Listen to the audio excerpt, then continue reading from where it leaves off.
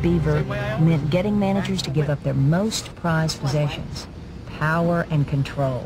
Since your people know the process better than any of us, what would happen if you let them decide how to meet the goals? Do you think you'd get better results? Well, it makes some sense, but, I don't know. Wanna try it? Oh, can you believe this? What is the matter with you guys? How many times do I have to show you how to do this? Sorry, guys. Tell me, if you don't mind me asking, is there any particular reason you do it that way? Well, it keeps our fingers clear. Well, it's faster that way, too. Show me. Sure. Look. This way, there's 2 steps. The other way, there's 3. And on the third one, you can't see your fingers, so you have to go slow to be careful. Huh. Maybe you're right. Way of the beaver, Vince. Over the next few weeks, the way of the beaver spread throughout the plant. At every level, I began seeing managers stepping back and letting their people go. On this upcoming project, I'm thinking of having you take over for me on quality control. You're out on the floor more than I am. Makes more sense for you to do it. I think I can handle it. Good.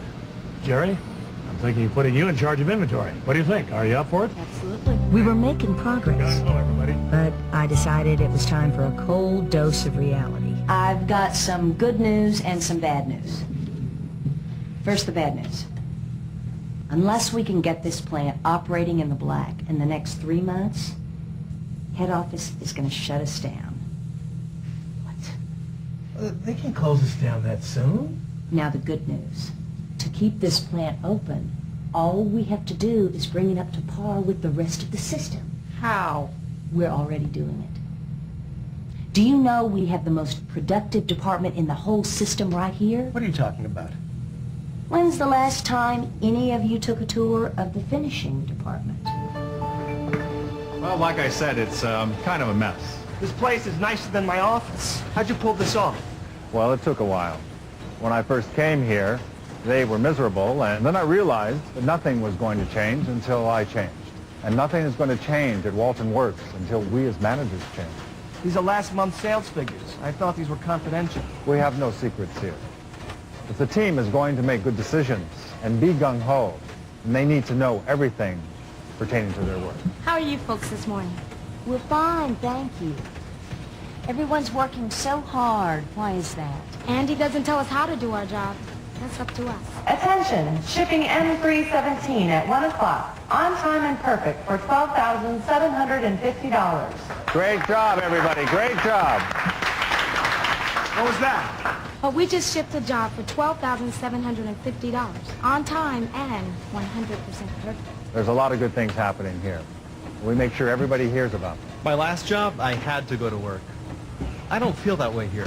The spirit of the squirrel was bringing new energy to the way people did their jobs. The way of the beaver was showing up in the way managers related to employees. So even Vince was turning around. But unfortunately, time was running out. I just came by to let you know that it's time to learn. Gift of the goose. See you tomorrow at 7? Good, because we're running out of time. The next morning, we drove 50 miles to a big marsh outside of town. I want you to know I haven't done this since high school. Well, you take the front. I'll do the steering. What a noise. Exactly. But here's the key question. Who are they honking at? I don't know at each other. Right. But what's the message? Well, they can't be warning each other of trouble. They're all honking at the same time. So what are they saying? That everything's great. That's it. Gift of the goose. Cheering each other on. And just listen to them.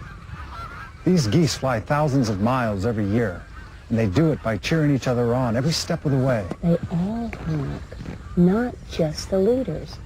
So it doesn't have to be the managers cheering everyone else on. We can all cheer each other. Exactly. Gift of the goose is for everybody. Team members and managers. I mean, cheering generates enthusiasm. You're right. It's a point I forgot. Gift of the goose is the spark that lights the fire. The spirit of the squirrel, worthwhile work, and way of the beaver, and control of achieving the goal come first. The three together is what a mission is all about. Think about a basketball game where no one keeps score and the fans don't cheer. Pretty bleak, huh? Players need the enthusiasm of the crowd to keep them going, and people on the job are no different. Remember, the best cheers need to be true. T-R-U-E. Timely, responsive, unconditional, and enthusiastic. But what do you do if there's nothing to cheer about? First, you have to practice seeing the positive. That's tough to do if you believe your job is to look for things people are doing wrong. Second, you can always encourage team members. And that's a powerful cheer. It sends a message. You're good. I know you can do it. At a game, the crowd doesn't sit quietly in the stands until the team scores. They're cheering their team on all the time. Don't wait until your goals are met to start cheering people on in your organization.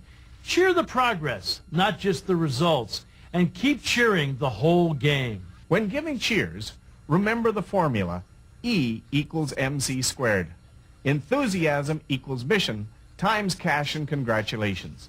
First comes payment for a job well done, then the congratulations. Gift of the goose, cheering others on. 1. Active or passive congratulations must be true.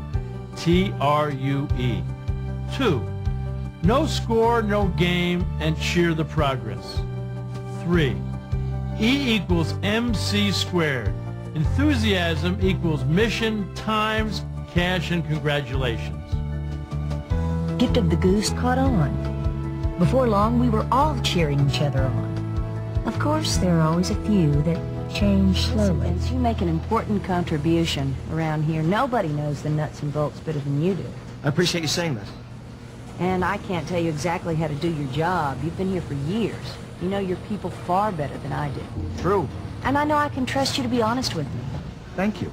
So will you do something for me?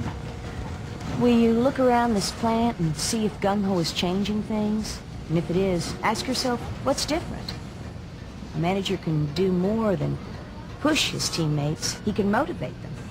And you can too. That is all very well and good, but you know as well as I do it is going to take more than a few happy people to move this place into the black. Maybe Vince was right. But Gung was working. Progress was just slow. Then one day I got the news I'd been waiting for. Good news. Look at these. Great, the numbers are turning. Wait till I tell Andy.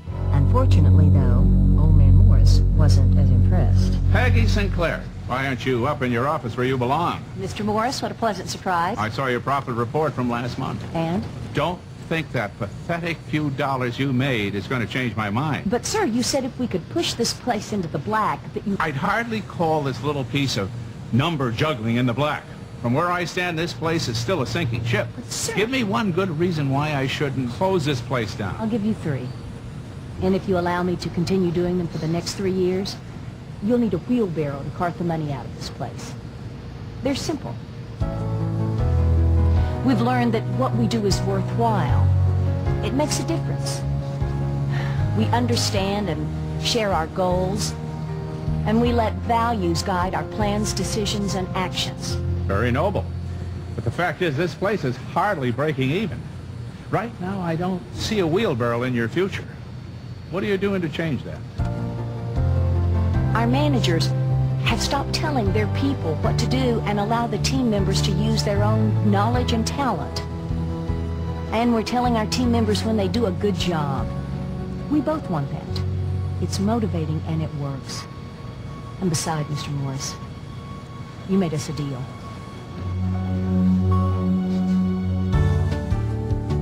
The next month, we did even better. 12 months went by and we'd risen from plant number 32 to 21. And Gung had changed us too. The way we worked and the way we lived. Well, that's the story I told to Ken and Sheldon the night that Andy died. And I knew I'd keep the last promise I made to Andy. Ken and Sheldon agreed. Too many spirits were dying at the office door. They would help tell the Gung story. And Andy had one last surprise for me. He left me this beautiful cabin. Sometimes I shut my eyes and remember riding down the road with my good friend. Gung-ho, Andy.